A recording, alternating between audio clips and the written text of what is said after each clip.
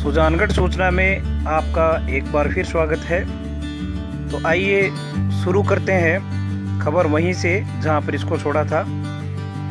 BJP से ticket चाहने वाले दावेदारों से जनमानस का पहला सवाल कि आम जनता आपको वोट क्यों दे। आइए सबके बारी बारी जवाब जानते हैं कि इस बारे में इनका क्या कहना है। हमारी सरकार ने वो ऐतिहासिक काम किए हैं, वो काम हुए हैं जो आज तक आज़ादी के बाद में पहली बार ऐसा देखने को मिल रहा है। जैसे सड़कों का काम है, जैसे पानी का काम है, जैसे सौंदर्यीकरण का काम है, इस तरह के जैसे स्वास्थ्य से संबंधित जो कार्य हुए हैं, ऐसे बहुत सारे ऐसे विकास के काम हुए हैं। उस काम को लेकर के हम विधानसभा चुनाव में जाएंगे।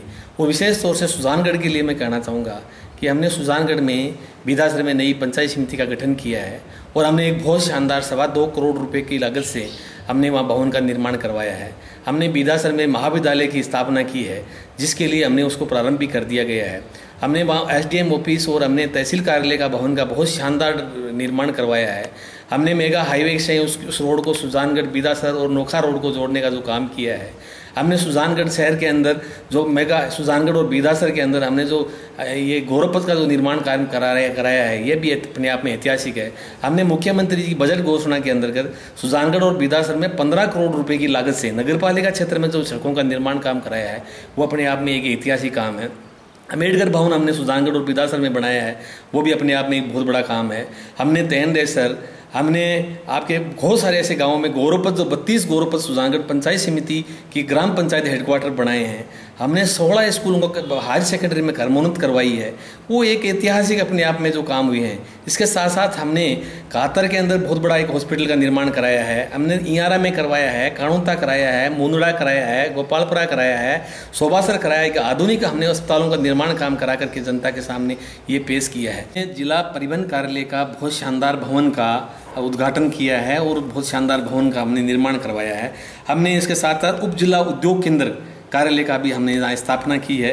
हमने बिदासर में बहुत शानदार तहसील कार्यालय और अन्य जो काम हुए हैं, वो अपने आप में सबसे बड़ा सुजानगढ़ में जो काम हुआ है 200 करोड़ की लागत से सीवरेज का जो काम हो रहा है, ये अपने आप में ऐतिहासिक है और आज तक ना किसी ने देखा होगा इतना शानदार जो कार्य होगा। हमने नौथा तालाब का सौंदर्यीकरण का जो काम लिया है, वो भी अपने आप में एक बहुत बड़ा एक पर्यटन स्थल बनकर तैयार होगा। लोग दूर दूर से उसको देखने के लिए आएंगे, ऐसा स्थान हमने चयन किया है। अमृत योजना में हमने घर घर कनेक्शन का जो काम करने का जो कार्य हाथ में लिया है, हमने सुजानगढ़ को 95% काम पूर्ण कर दिया गया है। आपनी योजना से घर घर कनेक्शन में 972 करोड़ रुपए की लागत से सुजानगढ़ और रतनगढ़ में जो ये अपनी योजना सेकंड फेज का जो कार्य पूर्ण हुआ है, अगले महीने में ही सुजानगढ़ तहसील के हर गांव तक मीठा पानी पहुंचेगा। ये सरकार की जो संकल्प है वो हमने पूरा किया है। इसके साथ साथ सालासर में उप तहसील कार्यालय का हमने निर्माण करवाया है। हमने वहाँ पार्किंग की व्यवस्था की है और सालासर के आसपास में रोडों का ऐसा एक हब बन गया है, एक पर्यटन स्थल के रूप में। इतनी सारी mega highway, state highway, national highway, इतनी रोडों का जो हमने वहाँ काम करवाया है, वो अपने आप में एक बहुत बड़ा काम हुआ है। इसके साथ साथ हमारे वहाँ सुजानगढ़ के ग्रामीण क्षेत्रों में हमने RO प्लांट भी लगाए हैं, जो आपने देखा है चार पंचायतों में हमने लगा कर दिया है। इसके अलावा सुजानगढ़ छापर नोखा रोड जो अपने आप में एक बहुत बड़ा काफ़ी वर्षों से मांग थी, बहुत जर्जर अवस्था थी, हमने उसको बना करके नई तैयार करके दिया है। हमने शहरी गौरवपथ के साथ साथ गांवों के गौरवपथों को भी काम में लिया है। हमने मुख्यमंत्री जल स्वावलंबन योजना के अंतर्गत लगभग हजारों की तादाद में हमने जल हौद बनाए हैं, हम तालाब बनाए हैं, तालाबों को मरम्मत कराने का जो काम किया है और इतना सारा जो काम हुआ है, इससे हमारे गाँव में जो पीने की पानी की जो भयंकर समस्या हुआ करती थी, उससे हमें लोगों को उसको निजात मिलेगी। इसके साथ साथ 50 लाख लोगों को आधुनिक 50 लाख रुपए की लागत से आधुनिक शौचालय नगर पालिका में दो की स्वीकृति आई है और 10 आधुनिक शौचालय जो 50-50 हजार रुपए की लागत से बन रहे हैं, वो हमारे कच्ची बस्तियों में बनकर तैयार होंगे, जिससे हमारे स्वच्छ भारत के अंदर जो मिशन हमारे प्रधानमंत्री जी ने लेकर चले हैं, निश्चित रूप से उसका भी उसमें बहुत बड़ा काम होने वाला है। ऐसे करके हमारे बहुत सारे ऐसे विकास के काम हुए हैं। अब उस विकास के काम को लेकर के हम विधानसभा चुनाव में जाएंगे। सुजानगढ़ विधानसभा क्षेत्र ये रिजर्व क्षेत्र है और मेरे पूर्व जो विधायक रहे उनके कार्यकलापों में और उनकी सामाजिक समरसता में जो भूमिका रही, उनसे विचलित होकर के लोग मुझे पसंद करते हैं। सर्व समाज की तरफ से मुझे जिस प्रकार का रिस्पॉन्स मिला और अनुसूचित जाति के अंदर 17 बिरादरियों में से लंबे समय से यानी कि अब तक एक ही समाज ने जो प्रतिनिधित्व किया उससे विमुख होकर के भी मुझे वो जो 16 बिरादरियाँ अनुसूचित जाति के अंदर हैं वो संगठित होकर के सपोर्ट इसलिए करना चाहती है कि वो एक ही बिरादरी के लंबे समय से जो एक अधीन जैसी अवस्था में जी रहे हैं उससे मुक्त होने की तड़फड़ाहट भी उनके अंदर है। राजनीतिक दृष्टि से एक सलोकन जो चल पड़ा है और वो ये है कि विकास और विश्वास की गारंटी रामेश्वर भाटी। मुझे एक बार विधायक रहने का अवसर मिला, पर उस काल में जिस प्रकार का कीर्तिमान विकास और जो विश्वास समाज में स्थापित हुआ उसका आज में विधायक न होते हुए भी मुझे लाभ मिलता है। अनुसूचित जाति वर्ग में एक बिरादरी निरंतर प्रतिनिधित्व करते हुए भी संपूर्ण समाज को संतुष्ट नहीं कर सकी। 16 बिरादरियों का समूह मेरे साथ रहना चाहता है। स्वर्ण वर्ग में कोई सा ऐसा वर्ग नहीं जिसको मेरे साथ बैठ करके अपना घर परिवार जैसा वायुमंडल न मिलता हो और अपनत्व न मिलता हो। केवल मैं मात्र मानता हूँ तो विकास और जो विश्वास की स्थापना मेरे द्वारा और समाज के समन भाव से जो हुई है वो एक कारण है जिसे मैं मानता हूँ कि मैं संपूर्ण समाज का एक प्रतिनिधि हूँ और संपूर्ण समाज ये मानता है कि ये हमारे प्रतिनिधि हैं। सुजानगढ़ के मतदाता मुझे वोट देंगे निश्चित रूप से देंगे, क्योंकि मैं भारतीय जनता पार्टी कार्यकर्ता रहते हुए जनता के बीच में हमेशा रहा हूँ और उनका मैंने काम किया। 1990 में भारतीय जनता पार्टी के साथ जुड़ा।